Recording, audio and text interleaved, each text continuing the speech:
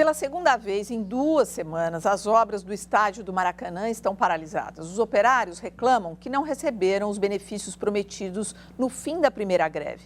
Nova assembleia está marcada para amanhã. A nova paralisação começou ainda de madrugada. Segundo os dirigentes do Sindicato dos Trabalhadores da Indústria da Construção Pesada, o consórcio formado por 3 empresas não cumpriu pontos do acordo firmado no mês passado, que pôs fim à greve de 5 dias. A alimentação tá de 160, tá? O seguro, se ficou definido para dia 1º, então no dia 30 eles deviam estar passando já um documento para cada um dos trabalhadores assinar. Olha, dia 1º tá aqui, foi cumprido. Os trabalhadores também querem que o plano de saúde seja estendido para a família imediatamente. Bernardo ganha R$ 868 líquidos como ajudante de carpinteiro. Mostra a ajuda que recebeu dos colegas. A mulher dele precisa ser operada no Maranhão e não tem seguro-saúde. Só eu e Deus está sabendo o que eu estou passando.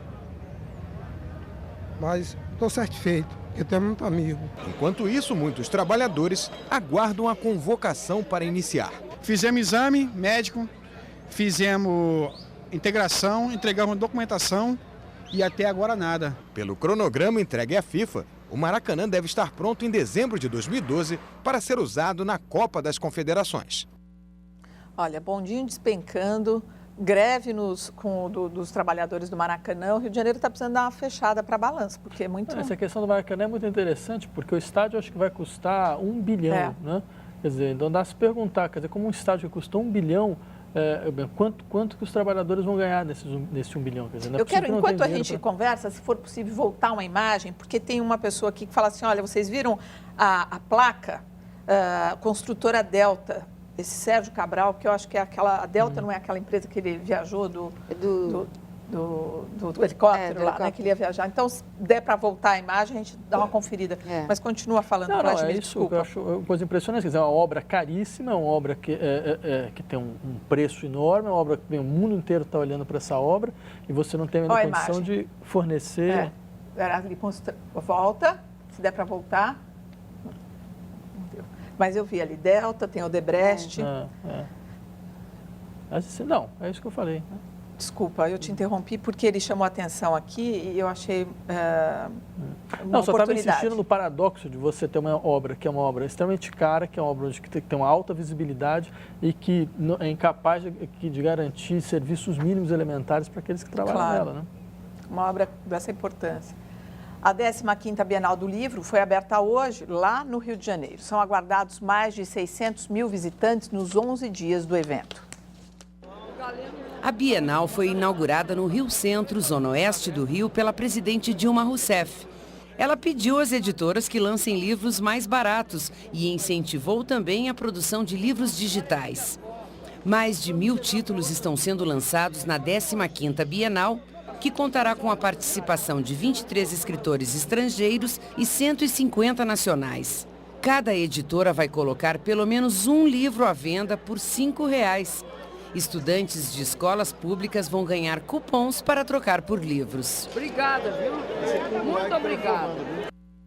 Vladimir, vocês viram ali o Sérgio Cabral todo sabereto, né? Eu queria só aproveitar essa questão sobre o livro barato e insistir no seguinte aspecto. O Brasil é um dos mercados editoriais onde menos existem pocket books, ou seja, esses livros que são feitos a preço baixo, certo? E mesmo os pocket books brasileiros são caros em relação ao padrão internacional. Quer dizer, um livro de bolso no Brasil custa 15 a 20 reais. Ou seja, e sendo que, por exemplo, em qualquer país europeu você paga 3 euros, ou seja, alguma coisa 6, 7 reais e meio por livro. Não existe nenhum livro no Brasil que é vendido a esse preço, né? Mas é por conta do custo Brasil, não é? Não é verdade. Não é verdade. Por exemplo, as tiragens de livro no Brasil são altas. É difícil um livro acadêmico em qualquer lugar do mundo vender 1.000, 2.000 exemplares. No Brasil você consegue vender. Quer dizer, não é que o mercado brasileiro é pequeno, tudo bem, 5%, mas 5% em relação a 190 milhões de habitantes, ou seja, é um mercado grande. Você poderia ter esse tipo de política, é uma questão de decisão empresarial. Claro, 5% em cima dessa grandeza é bastante, claro. Em cima de nada é nada.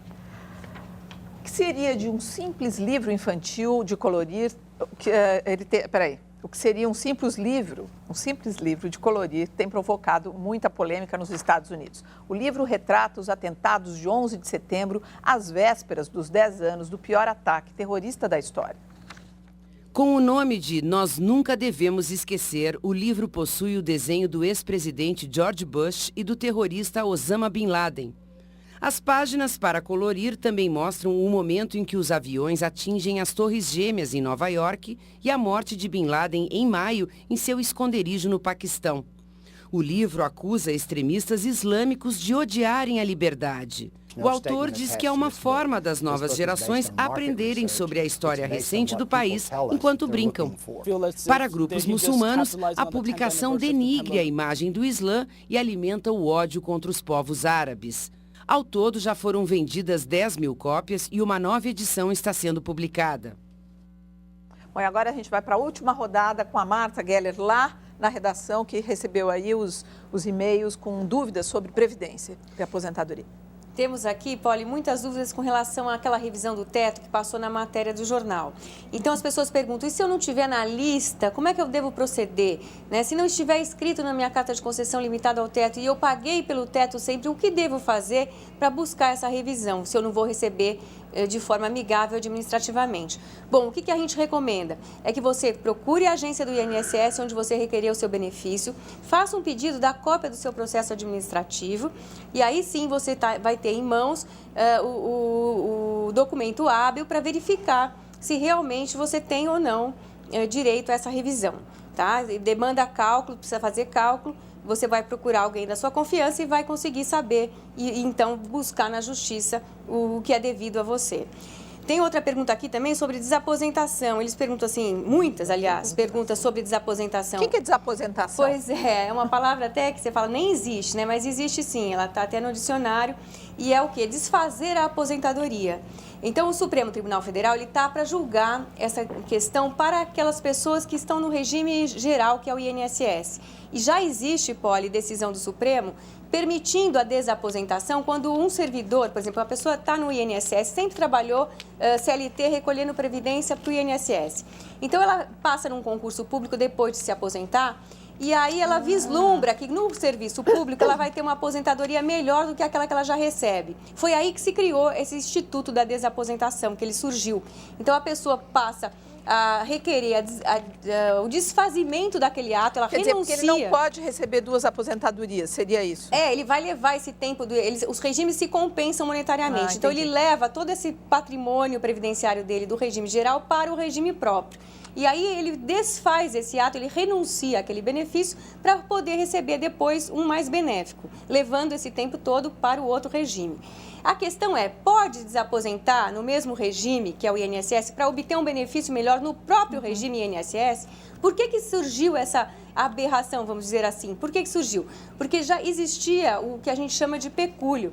A pessoa, depois dela se aposentar, ela continua trabalhando, já é uma anomalia, tá? Mas o nosso sistema permite. Então, ela continua trabalhando, continua vertendo contribuições. E aí, depois que ela parava de trabalhar, ela ia no boca do caixa da Previdência e recebia de volta aquelas contribuições que foram descontadas do salário dela e que eram vertidas para o INSS. E ela recebia de volta e estava tudo certo. Extinguiram esse pecúlio. Então, a pessoa deixa de ter direito a receber essas contribuições de volta. Para que, então, não são mais contribuições? Então, é um tributo, um imposto. Porque se é contribuição, tem que ter a contrapartida, tem que ter benefício de volta. Então, com base nisso, e também vislumbrando essa questão da melhor renda, o melhor benefício, que é o direito do segurado, a Justiça, não em sua maioria, existe muita controvérsia ainda, é uma tese de risco para as pessoas que vão ingressar na Justiça, não é uma tese tranquila, tem risco de perder, mas o Supremo vai julgar. Então, Poli, vai julgar em setembro, e assim que julgar, a gente volta aqui para dar a notícia. Tá bom, Marta, a gente encaminha então as outras perguntas que chegaram aí para você. Eu agradeço muito a sua participação hoje, nessa quinta-feira aqui. Agradeço a Maristela, ao Vladimir. E a última notícia da noite é sobre o deputado Valdemar da Costa Neto, do PR, acusado de negociar recursos do Ministério dos Transportes. Consta que os advogados dele estão tranquilos depois que a Câmara absolveu a deputada Jaqueline Roriz, flagrada em vídeo recebendo dinheiro de corrupção no escândalo conhecido como Mensalão do DEM. E o nosso Boa Noite de hoje é para lembrar mais uma vez como é fácil aprontar lá em Brasília e sair numa boa. Hoje cedo o site UOL Notícias editou de forma brilhante um resumo das últimas pataquadas aí de políticos acusados de corrupção. Você vai entender por que cabe aqui o ditado: quem não chora, não mama. Uma boa noite a todos.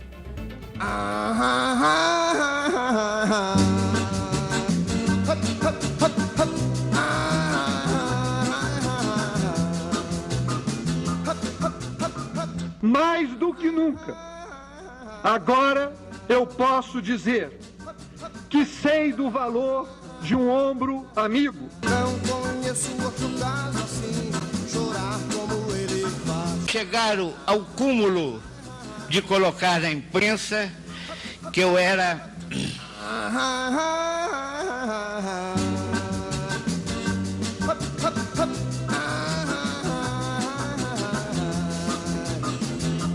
filho de um carteiro. É demais, como chora esse rapaz. Desculpa. Você se lembra de meu pai, de minha mãe, com a bondade de Deus levá-los, para que eles não sofressem o que eu estou sofrendo com tanta injustiça. Me toca o coração, me desculpe a emoção. Sempre procurei fazer o bem, senhor presidente. Nunca derrubei um barraco de um pobre. Nunca. Jornal da Cultura, apoio Bradesco.